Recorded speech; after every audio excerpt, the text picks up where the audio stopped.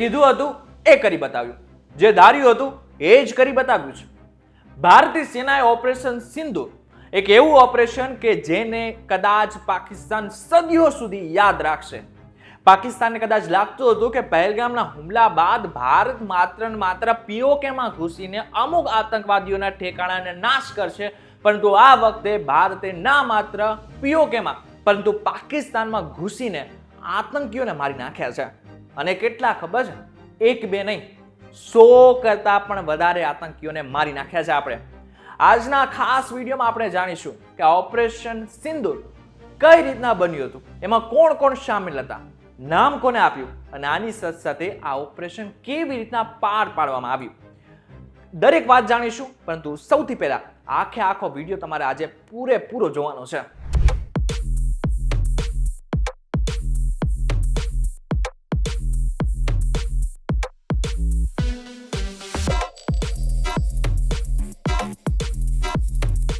જય હિન્દ. વીટીવી ડિજિટલમાં તમારું સ્વાગત છે અને હું છું આપનો દોસ્ત કરણ ચડોતરા. 22 એપ્રિલ 2025 એક એવો કાળો દિવસ કે કદાચ ભારતના લોકો પણ એને યાદ રાખશે. એ દિવસે શું થયું હતું? આતંકવાદીઓ પહેલગામની જે બેસરણ વેલી છે એમાં ઘૂસ્યા અને 26 જેટલા નિર્દોષોને માત્ર ધર્મ પૂછીને મારી નાખ્યા. જેટલા પણ લોકો હિન્દુ હતા ખાસ કરીને એને ટાર્ગેટ કરવામાં આવ્યા હતા. હવે આ થયા બાદ આપણે નક્કી કરી લીધું હતું કે હવે કંઈક કરવું પડશે. ભારતના 140 કરોડ લોકો બોલી રહ્યા હતા કે પાકિસ્તાનને એક એવો સબક શીખવાડવો પડશે કે જે કદાચ એને ક્યારેય ના ભૂલાય. હવે આ બાદ શું થયું? આ બાદ ધડ અમુક એવા નિર્ણયો લેવામાં આવ્યા કે જેને કદાચ પાકિસ્તાન સમજી ગયો હતો કે ભારત કંઈક મોટું કરવાનું હતું, પરંતુ એને એ નહોતી ખબર કે ભારત એવું કંઈક કરશે કે જે કદાચ ક્યારેય નહોતું વિચાર્યું. પ્રધાનમંત્રીએ સૌથી પહેલા શું કર્યું? બીજા દિવસે ભારત જે પોતાનો સાઉદી અરેબિયાનો જે પ્રવાસ છે એને ટૂંકાવીને ભારત પરત ફર્યા અને એ જ દિવસે ઉચ્ચ સ્તરીય બેઠક બોલાવી, જેની અંદર ત્રણેય સેનાના જે અધ્યક્ષ હતા ને એ સામેલ હતા. આ સાથે જ રાજનાથ સિંહ એટલે કે આપણા રક્ષા મંત્રી અને જેમ્સ બોર્ડ આપણા એટલે કે અજીત ડોભાલ પણ એમાં હતા. અજીત ડોભાલે ઓપરેશન સિંધુની આખી કમાન સંભાળી હતી. એમને નક્કી કર્યું હતું કે આ વખતે તો એક પણ આતંકવાદીઓને છોડવાના નથી. હવે જે મીટિંગ થઈ ને એમાં ત્રણેય સેનાના વડાઓને એક આદેશ આપવામાં આવ્યો હતો. આદેશ હતો કે આતંકવાદીઓના જેટલા પણ ઠેકાણાઓ છે, ના માત્ર પીઓકેમાં પરંતુ પાકિસ્તાનની અંદર પણ જેટલા પણ ઠેકાણાઓ છે ને એને ગોતવાના છે. હવે આ કામ થોડું અઘરું છે, કારણ કે એક દેશમાંથી બીજા દેશમાં ગોતવું એક થોડું અઘરું કામ છે. એટલા માટે થઈને એકની સલાહ લેવામાં આવી, એકની મદદ લેવામાં આવી. એ કોણ હતું? એ હતું નેશનલ ટેકનિકલ રિસર્ચ ઓર્ગેનાઇઝેશન. હવે આનું એક જ કામ રહ્યું હતું, માત્ર જેટલા પણ આતંકવાદીઓના ઠેકાણા હતા ને એને ગોતવાનું, અને એને બરાબર એ પણ કર્યું. આપણી પાસે એવી મોડર્ન ટેકનોલોજી છે કે ભારતમાં બેસીને પણ આપણે પાકિસ્તાનમાં કેટલા આતંકવાદીઓ કઈ જગ્યા ઉપર બેઠા છે અને શું કરી રહ્યા છે ને એની પણ આપણી પળની જાણકારી આપણી પાસે હતી. અને આ જ બધી માહિતીના આધારે 9 જેટલા આતંકવાદીઓના ઠેકાણાને નાશ કરવામાં આવ્યા, જેમાં બહાવલપુરનું જૈશ-એ મોહમ્મદ અને મુરીદ-કેનું લશ્કરે તૈયબાનું મુખ્યાલય પણ સામેલ હતું. હવે જે આખા ઓપરેશનની બ્લુપ્રિન્ટ છે ને એ આપણે જેમ્સ બોન્ડ એટલે કે અજીત ડોભાલે નક્કી કરી હતી અને એની મંજૂરી પ્રધાનમંત્રી નરેન્દ્ર મોદીએ પોતે આપેલી હતી. હવે જે ઓપરેશન છે ને 7 મે 2025 વહેલી સવારે 1:44 શરૂ થયું હતું અને લગભગ 33 મિનિટ સુધી ચાલ્યું હતું. અને તમને જણાવી દઉં કે એક પણ ભૂલ કર્યા વગર આપણે આ ઓપરેશન પૂરું પાડ્યું છે. તમને જણાવ્યું કે 9 જેટલા ઠેકાણાઓ હતા એ આપણે પહેલેથી નક્કી કરીને રાખ્યા હતા. એ જ 9 જેટલા ઠેકાણાઓને નિશાના બનાવવામાં આવ્યા અને જ કારણે 100 જેટલા આતંકીઓ જે છે એ મૃત્યુને ભેટ્યા છે. હવે જે ઓપરેશન સિંદૂરનું જે નામ છે ને એ એકચ્યુઅલમાં પ્રધાનમંત્રીએ પોતે આપેલું છે. તમને જણાવી દઉં કે જ્યારે આ ઓપરેશન સિંદૂર બહાર પાડવામાં આવ્યું ને ત્યારે પાકિસ્તાનના ઘણા બધા લોકોએ ગૂગલમાં સર્ચ કર્યું હતું કે સિંદૂરનો મતલબ શું થાય છે. કદાચ એમાંથી કેટલાય લોકોને તો ખબર પણ નહોતી, એટલા માટે થઈને ગૂગલનો સહારો લેવો પડ્યો. પરંતુ આપણા 140 કરોડ લોકોને બરાબર ખબર છે કે સિંદૂરનો મતલબ શું થાય છે. સિંદૂર ઉજળવાનો દર્દ એ માત્ર આજે 140 કરોડ લોકો જ જાણી શકે છે. એટલા માટે થઈને પ્રધાનમંત્રીને ખબર હતી કે ઓપરેશન સિંદૂરનું નામ રાખીને જ આ આતંકવાદીઓનો સફાયો કરવાનો છે.